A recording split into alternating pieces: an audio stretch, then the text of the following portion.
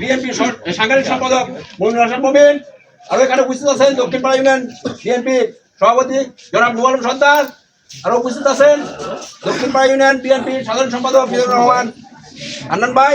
আরো উপস্থিত আছেন দক্ষিণ পাড়া ইউনিয়ন বিএনপি সাংগঠনিক সম্পাদক শহীদুল ইসলাম। আরো উপস্থিত আছেন এখানে বগুড়া জেলা যুব দলের সহ সাংগঠনিক সম্পাদক। আমরা তো সবাই যে পরিবার। এতক্ষণ যে বক্তব্যগুলো আমি শুনলাম তারই কিছুটা বলবো, সেটা হচ্ছে আমার নির্বাচনের অভিজ্ঞতা থেকে কথা। যেগুলো বক্তব্য আছে এই বক্তব্যগুলো এখানে বলা ঠিক। আবার যে পরিবারকে ভোট দিয়ে আমরা ভোটে উঠে দেবো বলেন তো, বলেন আবার উত্তর দেন। আমার ভোটের প্রয়োজন এই মুহূর্তে। হিন্দু, মুসলিম, খ্রিস্টান, বৌদ্ধ, মুচি, গ্রামগুলি সবার কাছে আমাকে যেতে হবে। যদি আমি পৌঁছতে না পারি, তাদের কাছ থেকে ভোট না দিতে পারি, আমি ভোট জয় না করতে পারবো। বহু ভোট করছি আমি। এর অভিজ্ঞতা থেকে আমি যেটা আমি জানি, এখানে যে বক্তব্যগুলো আছে এই বক্তব্য নয়, আমি বিশ্বাসী নই। আমাদের কাজ করতে হবে। এক পক্ষ বাদ দিয়ে আর এক পক্ষ নিয়ে এসে ভোট চাবো, এটা নয়। এটা হলো ভোট পান। আমি ভোটে দাঁড়াইছি, আমার মুসির কাছে যা পাওয়া ধরতে হবে, পাওয়া ধরতে হবে ভোটের করলে। সেই ভোট আগে নিতে গিয়ে আমার যা করার প্রয়োজন আমাদের তা করতে হবে।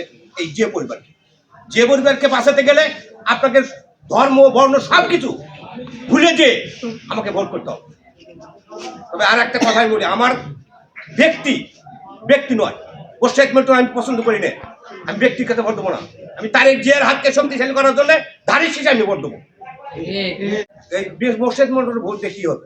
তাহলে সেই যে পরিবারের লোক না বিএনপিকে ধ্বংস করার জন্য সেই ব্যক্তি প্রচারগুলো করে। আমি সাবধান করে দিতে চাই। আজকে আমি ইউনিয়ন বিএনপি সেক্রেটারি হিসেবে বলতে চাই, এই ব্যক্তি যদি আগামীতে এই কয়েকদিনের মধ্যে যদি দেখা যায় এই ধরনের বক্তব্য কোনো জায়গায় দেওয়া হয়েছে, আমি আজকে কথা দিয়ে দিচ্ছি, নির্বাচনের পরে ওই ব্যক্তিকে এই জিয়া পরিবারে আমরা রাখবো না। আমার কাছে আমি নির্বাচন অনেক জায়গায় নির্বাচন করছি, মেম্বারের নির্বাচন করছি, চেয়ারম্যানের নির্বাচন করছি। আমার কিছুটা অভিজ্ঞতা আছে, আমার কাছে বেশি অভিজ্ঞতা কারো আছে থাকতে পারে। আমার এলাকায় 432 জন, 7, 8, 9, 432টা ফ্যামিলিকে আমি যদি ওরা কিন্তু যে পরিবারের নয়, তাহলে এই ভোটগুলো কি করবেন? তাদের সাথে আমি কথা বলেছি, এর আগে কিন্তু বক্তব্য দিয়ে গেছে। সেই বক্তব্যের পরে কিন্তু আমি কথাটা বলছি, আমি বলতাম না।